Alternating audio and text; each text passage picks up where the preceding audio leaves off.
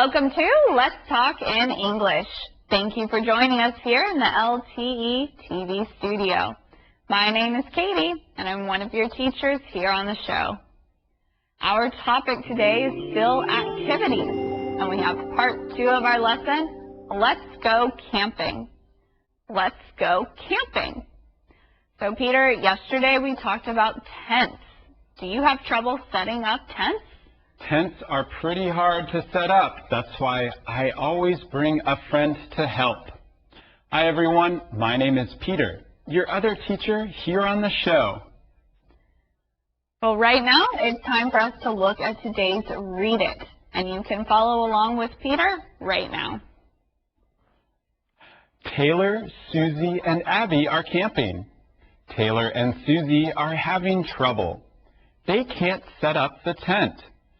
So they follow the directions step by step. First, put the tent on the ground. Then set up the poles. Oh no! They can't find the poles. Can they find the matches for the fire? Did the girls see any wild animals? Yes, they saw a fox and a bear. Our friends are camping, and yesterday we talked about some of the things that you bring with you.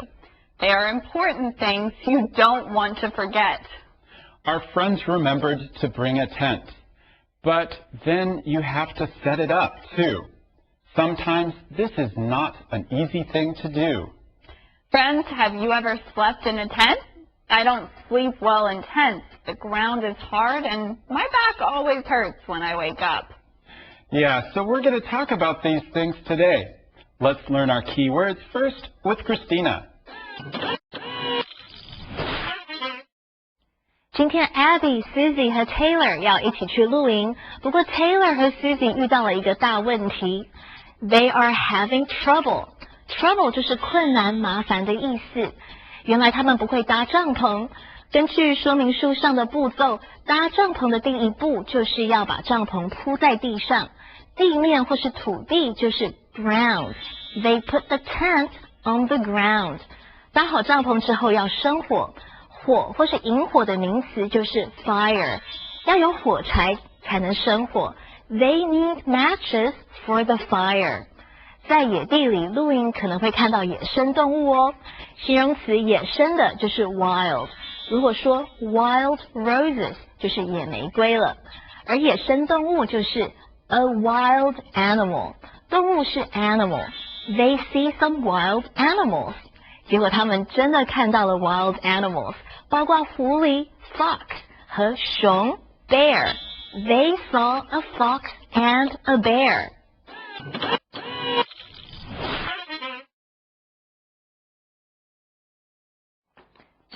Can you help me, Susie? Sure, Taylor. Do you know how to set up a tent? Not really, but I can follow directions. Okay. First, put the tent on the ground. Okay. Second, set up the poles. Okay. I don't see any poles. Oh no! Where are they? Let's ask Abby.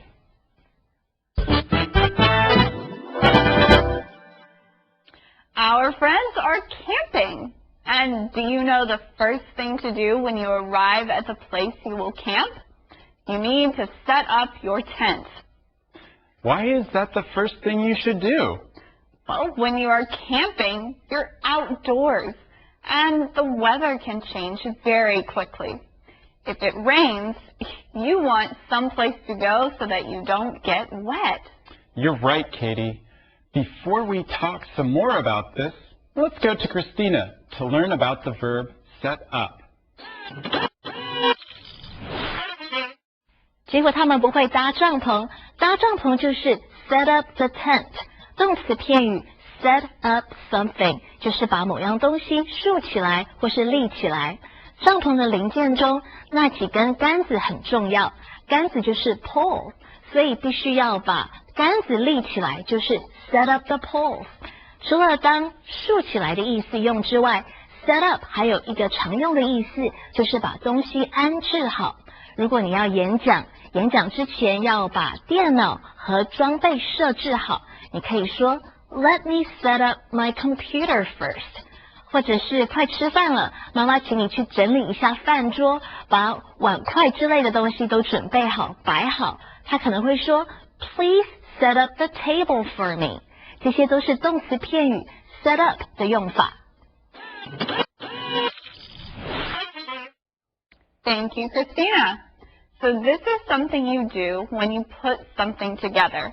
If it is a thing that has many parts, like poles, then you need to set it up before you can use that thing. That's a good point, Katie. You said that you should set up your tent when it is light outside.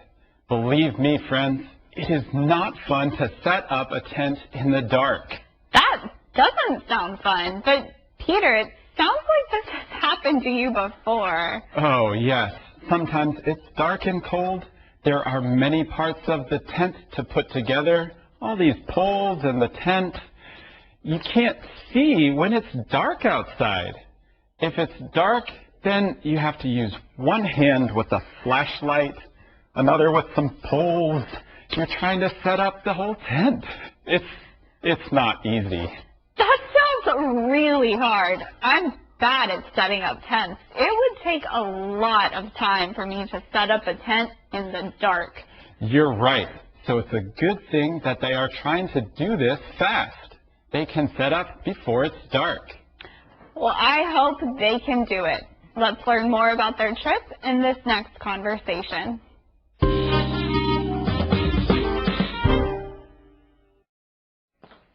Hi! How was your camping trip? It was really fun. I really enjoyed it, but What happened? Susie and I had trouble with the tent. You couldn't set it up? Not at first, but Abby helped us. And we got it set up.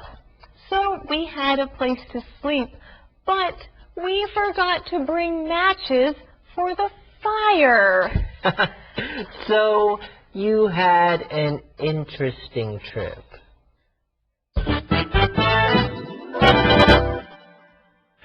We learned about tents in Conversation A. They were trying to set a tent up. But when our friends got back from their camping trip, it sounds like it was not easy to set up. That's right. Taylor says that they had trouble with the tent. That doesn't sound good. But let's learn some more about this sentence with Rebecca. Here she is. If you want to say that someone had trouble doing something, you can use this grammar point. Noun had trouble, verb, and noun. So you could say, Mom had trouble reading the newspaper, or Joe had trouble starting the car. Friends, don't be afraid to use it. Thanks, Rebecca. When you have trouble with something, it means that it is difficult to do. Can you think of a way to use this, Katie?